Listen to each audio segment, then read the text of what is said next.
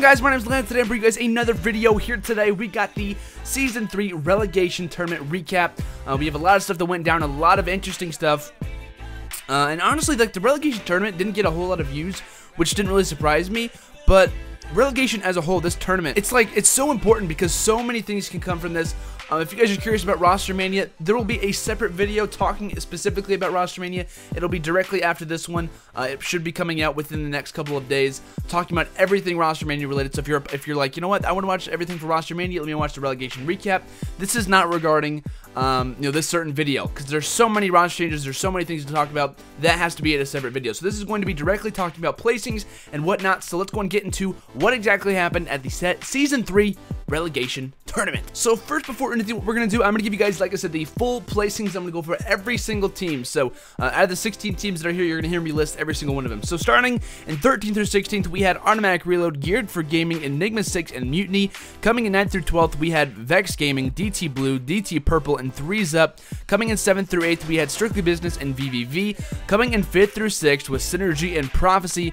Coming in 4th, 3rd, 2nd, and 1st, obviously those are the teams that qualified for Season 3, are Optic Nation, Team Orbit, Epsilon, and Isolation Empire. So what we're going to do, we're going to go over each group individually. We'll talk about each team if it's needed. If not, we'll just skip over them. But this is the way that I'm going to talk to you guys about these groups. It's just a lot easier. You know, I want to go over game by game exactly what happened, because no one really cares about every single game, every single map. It's not really that important. But so we're going to start off with 13th through 16th. So starting off with 13th through 16th, we're going to start with Mutiny, I guess. To be honest, I think they were playing with a fill-in. I don't think Slush was actually there. I believe they played with Nelson. Instead, honestly, they just couldn't pick it up. They had some really good moments versus some teams, but just couldn't pick it up, really. Enigma 6, a lot of people were surprised. A lot of people had them in your top picks, and honestly, I didn't think that they would get far at all. As far as where they're placed at, I'm a little bit surprised, but, you know, to be honest, not entirely. Next team we're talking about is Geared for Gaming, Simple Cells, Pickles, and Envoy. I believe this was the team known as Dylan. I think every single person on this team was named Dylan,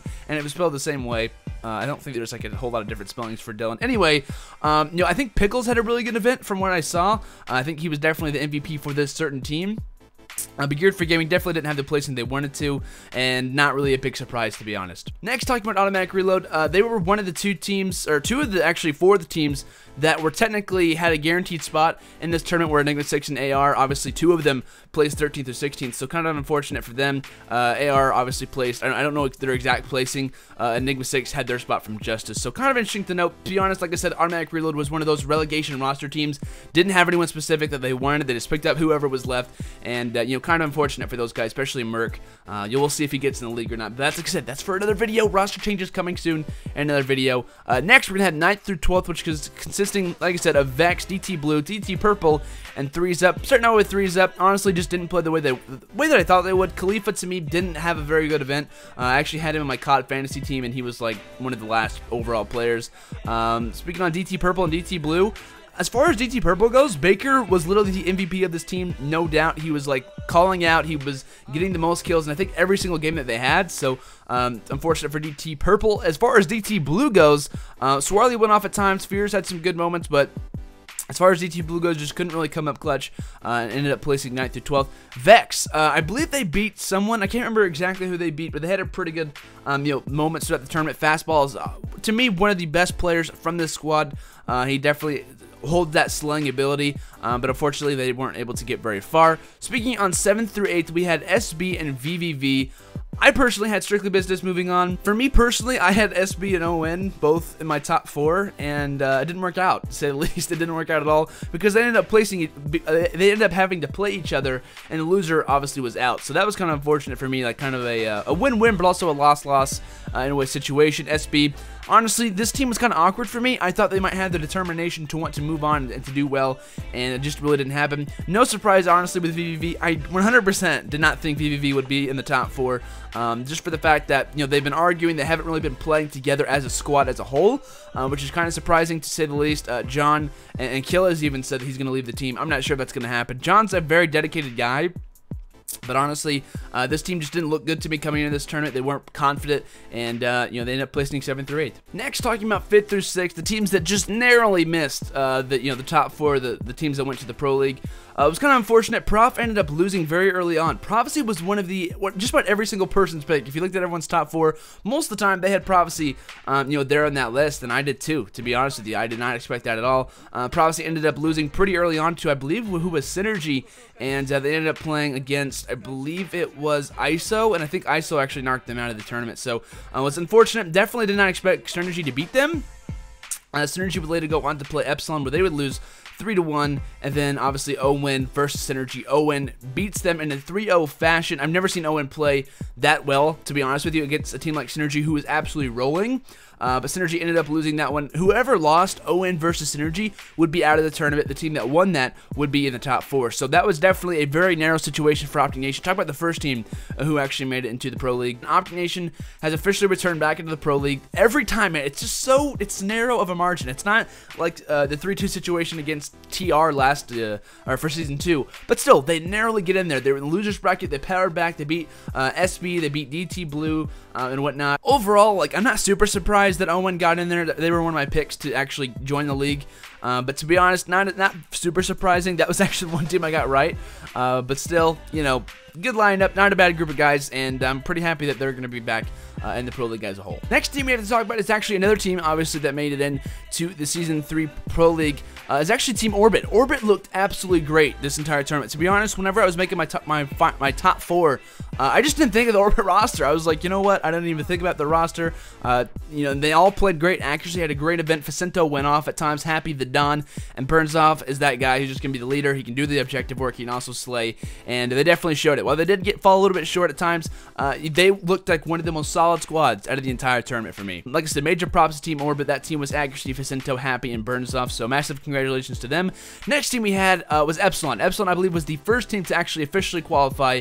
That roster is consisting of Swanee, Remy, Nagafin, and Royalty. To be honest, I was kind of skeptical about this team. You know, I was like, you know, how are these guys going to make it in? I did have Epsilon moving on, so that was kind of good for me, especially, but Swanee had a great event. Remy is going to be that very consistent guy. Nagafin also did his role pretty well.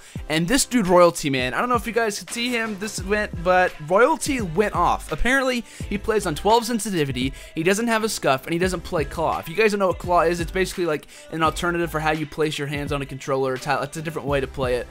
For people who don't have scuffs, most of them play claw. Like, for instance, I think Scump plays claw, but still, this guy does not even use a scuff controller. He just uses a regular controller on 12 sensitivity. And he was getting 40 bomb after 40 bomb. Just about every single game that I saw, he was leading in kill total. So this guy, Royalty, is someone not to mess with. I'm really excited to see him in the Pro League. As far as I know, I've heard that he's from Canada, so I think he might have to move. I'm not 100% sure though, so don't take that for granted, or don't take that for certain. But massive congratulations to Epsilon. I know Swanee desperately wanted to be in the Season 3 Pro League, so massive congrats to Swanee. Next team we have, obviously, who placed first was Isolation Empire. That roster consisting of Dido, Llama God, Havoc, and Silly. I didn't even have these guys in my top 4, so like, I don't think a whole lot of people did. I know some rosters or some picks had them, you know, in their top 4 overall. But Isolation Empire, to win the entire event, they ended up walking away with $5,000 and 5,000 pro points, and obviously that first spot to be in the Pro League. Massive congratulations to ISO. They played absolutely out of their mind. Havoc had an insane event. Silly went off. Big kill. It's going to be down to Silly in a 3v1. He's going to have one player on bomb. Aches directly in front of him. He picks up this kill on. Oh, does he know? Oh, Octane's gonna get it! Oh my god! Oh my! Silly with a 3v1! Oh my! I had to switch to the bomb carrier because I knew it was close. When he picks up that kill on Apathy, I was like, alright, we'll see what happens. It looks like Octane got off bomb, has a knife in his hand. What in the what in the... And Dido had one of the best events that I've ever seen him have. Dido was definitely the leader for this team. There's no doubt in saying that. You know, he leads them, he talks, and you know, he's like the main communicator. And he ultimately led his team to you know, to being in the Season 3 Pro League. So massive congratulations to them. Epsilon was actually coming from the winners bracket, so ISO had to win 2 best of 5s, and then they won the first one 3-1, and then went to the second one and ended up winning 3-0. So I think Epsilon kind of just ran out of steam. ISO had a lot of games today, or for Championship Sunday, so As far as Isolation Empire goes, massive congrats to them. You know, and the 4 teams, if you guys missed it, who made it into the Pro League are Isolation Empire, Epsilon, Orbit, and Optic Nation. So every other team, unfortunately, didn't. We have some roster made to talk about just about every single player who didn't make it and announced free agency. So that's going to come in a later video. As far as an MVP goes, from the major team, like for the top 4 teams, definitely Dito from Isolation Empire. As far as Epsilon goes, I would say Swanee, but kill-wise, like Royalty was absolutely a Don. From Orbit, I would say Burns probably, because he's going to be that vocal leader in a sense. As far as Optic Nation goes, your guess is as good as mine. You know, they all went off at certain times. Miracles had some really clutch moments. You know, Mochilla also went off at a lot of times. But as far as I say for the entire thing, I'm just going to say it's Dito. I think Dito had an insane event.